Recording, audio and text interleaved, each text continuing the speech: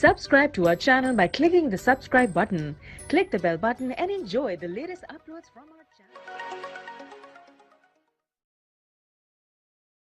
بسم اللہ الرحمن الرحیم. شروع اللہ کے نام سے جو بڑا مہربان نہایت رحم والا ہے. ناظرین السلام علیکم. آپ سبھی دوستوں کو ہم اپنے چینل اسلامک وظائف اردو میں خوش آمدید کہتے ہیں. ناظرین آج کی ویڈیو کا موضوع ہے کہ عورت جنابت کی حالت میں گھر کے کام کاج کرنا جائز ہے.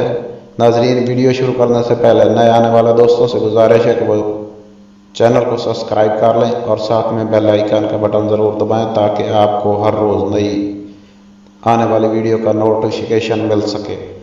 دوستو چینل کو سبسکرائب کرنا بالکل فری ہے. اس کے آپ کو کوئی پیسے نہیں دینے پڑتے اور نہ ہی کوئی اس کا آپ کو نقصان ہے، بلکہ ہر روز نئی نئی ویڈیو سے بہت کچھ دیکھنے اور سیکھنے کو مل سکے گا.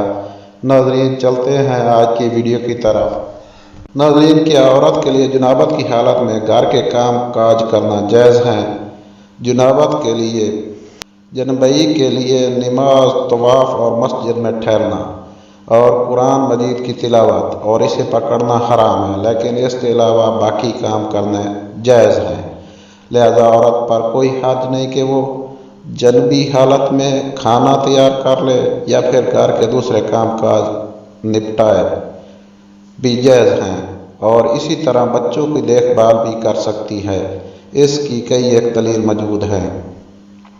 ابو ہریرہ رضی اللہ تعالیٰ عنہ بیان کرتے ہیں کہ انہیں نبی صلی اللہ علیہ وسلم مدینے کے ایک راستے میں ملے تو میں جنبی حالت میں تھا اور اس لیے وہاں سے کھسک گیا اور جا کر غسل کیا. پھر نبی صلی اللہ علیہ وسلم کے پاس واپس آیا تو نبی صلی اللہ علیہ وسلم نے فرمایا، اے ابو ہریرہ کہاں تھے؟ ابو ہریرہ رضی اللہ تعالیٰ عنہ کہتے ہیں میں نے کہا میں جنبی حالت میں تھا، اس لیے میں نے ناپسند کیا کہ ناپاکی کی حالت میں آپ کے ساتھ بیٹھوں. تو نبی صلی اللہ علیہ وسلم نے فرمایا، سبحان اللہ، مسلمان نجس نہیں ہوتا. صحیح بخاری حدیث نمبر 279، صحیح مسلم حدیث نمبر 371. حافظ ابن حجر رحمۃ اللہ فتح الباری میں کہتے ہیں اس کا جواز پایا جاتا ہے کہ غسل جنابت کو اس کے واجب ہونے کے اول وقت میں تاخیر کی جا سکتی ہے، اور اس کا بھی جواز ہے کہ جنبی شخص اپنی ضروریات پوری کر سکتا ہے. دیکھیں فتاوی باری لابین حجر 391/1. لیکن افضل یہ ہے کہ جنبی شخص کو غسل جنابت میں جلدی کرنی چاہیے کہ کہیں وہ غسل کرنا بھول ہی نہ جائے. اگر کھانے پینے اور سونے سے قبل وہ جنابت کی حالت میں وضو کر لے تو یہ بہتر ہے اور افضل ہے، لیکن یاد رہے کہ یہ وضو کرنا واجب نہیں بلکہ یہ ناپاکی میں کمی کے لیے ہے اور وضو کرنا مستحب ہے. اس کے بارے میں کچھ حدیث میں مروی ہے. حضرت عائشہ رضی اللہ تعالیٰ نے بیان کرتی ہیں کہ نبی صلی اللہ علیہ وسلم اگر جنبی حالت میں کھانا یا سونا چاہتے تو نماز کے وضو کی طرح وضو کرتے تھے. صحیح مسلم شریف حدیث نمبر 305. ابن عمر رضی اللہ تعالیٰ عنہ بیان کرتے ہیں کہ عمر بن خطاب رضی اللہ تعالیٰ عنہ نے رسول اکرم صلی اللہ علیہ وسلم سے پوچھا کہ ہم میں سے کوئی ایک جنابت کی حالت میں ہی سو سکتا ہے؟ تو نبی کریم صلی اللہ علیہ وسلم کا فرمان تھا، جب تم میں سے کوئی وضو کر لے تو وہ جنبی حالت میں سو سکتا ہے.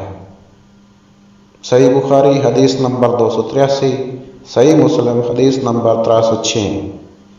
امام نووی رحمۃ اللہ علیہ کا کہنا ہے اس حدیث میں اس بات کا احتساب پایا جاتا ہے کہ جنبی شخص ان سب کاموں کے لیے اپنی شرم کو دھوئے اور وضو کرے، اور خاص کر جب وہ اپنی دوسری بیوی سے جماع کرنا چاہے جس سے جماع نہیں کیا، اس کے لیے اپنے عضو تناسل کو دھونا یقیناً مستحب ہے. ہمارے ہاں اس وضو کے واجب نہ ہونے میں کوئی اختلاف نہیں. امام مالک اور جمہور علماء کرام کا بھی یہی کہنا ہے. دیکھیں شرح مسلم نبی 217/18 شیخ اسلام تیمیہ رحمۃ اللہ تعالیٰ کہتے ہیں، جنمی شخص جب کھانا پینا یا پھر سونا اور دوبارہ جمع کرنا چاہے تو اس کے لیے وضو کرنا مستحب ہے، لیکن بغیر وضو کے سونا مکروہ ہے، اس لیے کہ صحیح میں نبی صلی اللہ علیہ وسلم سے ثابت ہے کہ آپ صلی اللہ علیہ وسلم سے پوچھا گیا کہ آپ میں سے کوئی ایک شخص جنمی حالت میں سو سکتا ہے؟ تو رسول اکرم صلی اللہ علیہ وسلم نے جواب دیا، جی ہاں، جب وہ لباس کے وضو کی طرح وضو کر لے تو سو سکتا ہے۔ دوستو، ویڈیو کو ختم کرنے سے پہلے ایک چھوٹی سی گزارش ہے، اگر آپ کو ویڈیو پسند آتی ہے تو ویڈیو کو لائک یا ڈس لائک ضرور کریں اور پلیز اپنے دوستوں کے ساتھ شیئر کریں۔ آخر میں چھوٹی سی گزارش شیئر کرنا چاہتا ہوں، پلیز آپ میرے چینل کو سبسکرائب ضرور کر لیں، اس میں آپ کا کوئی نقصان نہیں ہے، اور ہماری دعا ہے اللہ آپ کو خوش و خرم رکھے۔ شکریہ، خدا حافظ۔